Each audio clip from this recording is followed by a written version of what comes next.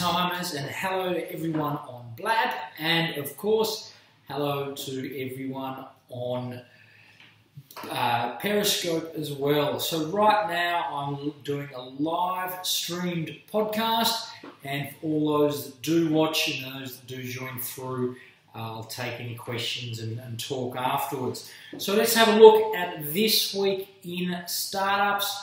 I'd like to start off with my first little startup story this week, which we talked about in the Big Time podcast over on iTunes, and that's about Saphium, which was a bunch of young guys in Austria, all at university together, and after researching and reading all about plastics and biodegradable plastics, they had a look amongst themselves and said, surely there's a way that we can be doing this a whole lot better. So after a whole bunch of research and a whole lot of stuff, they came up with a way to make it better. So my little startup story is about Saphium this week, who've just been over from Austria, got selected to join an accelerator in Ireland, and they've just received a large amount of funding as a biodegradable plastics company. And Saphium's first product is actually going to be, it's a product called Fabulous Filaments, which is actually going to be the filaments for 3D printers, which are all going to be biodegradable. And what they've also created is some of their biodegradable plastics are going to have uses for medicine, because it can be ingested and then it's biodegradable within the human body. So this company, Saphium, really on the cusp of just some enormous products. As I said, they've just won their first round of funding, and they've got a huge future in front of them. And it's a really interesting startup story, as I said, over on the Big Time podcast, because these are guys, a bunch of scientists who are really passionate about science and who follow their science. So it goes to show that if you follow your passion, regardless of where it is and what field it's in, well, you know, there's no reason why you can't cash in and go forward with that. Right, continuing on, having a look at this week in startups, looking at funding and acquisitions, just to give you a bit of an idea of what's happening. Now, this week there's been a lot of funding and a lot of acquisition, so much so I haven't even been able to, I'm not going to talk all of it through on this little episode because it's just been too much. Having a look at some funding, a startup this week called Let Go, which is mobile classifieds. They're looking at taking on Craigslist, and not bad for an app whose classifieds are to buy and sell locally. They've got had 2 million downloads, and they've just raised $100 million. Prosper, which is a great Australian story, they're an online lender.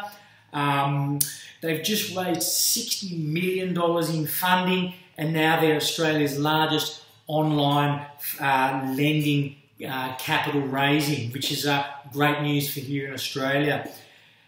Canvas Labs, a picture and messaging startup. They've just been acquired by AOL, as have Millennial Media, which is an ad marketplace. And they've been purchased for $238 million. Capillary Technologies, it's a Singapore startup, social CRM, and has just received $45 million in funding, which is pretty incredible. Elementary Technologies, providing video solutions, has been bought by Amazon for $50 million. Databox, a data monitoring, has just raised $3.3 million. Data Smash, viral video apps, just raised $5.5 million. Shift, used car markets, just raised $50 million.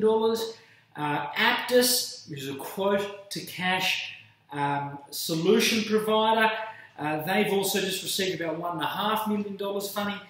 Take It Easy, which is a Belgium restaurant delivery startup, have just received 10 million euros in funding. Yumily, a food discovery startup's just received $15 million in funding. So heaps of action in the startup world.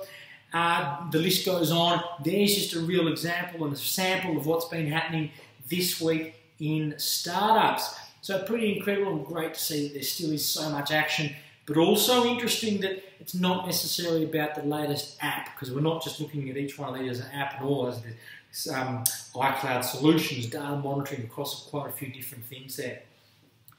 My top 10 this week, the top 10 most downloaded apps in all of history right now. At number 10 is Google Streets or Google Maps, Angry Birds, Skype, Twitter, WhatsApp, YouTube, Google Search, Gmail, Facebook, and the top most downloaded app is Google Chrome browser. Now, what I'm going to leave you on this week is this. Don't let anyone tell you that the sky's the limit, because there's footprints on the moon. I'll see you soon.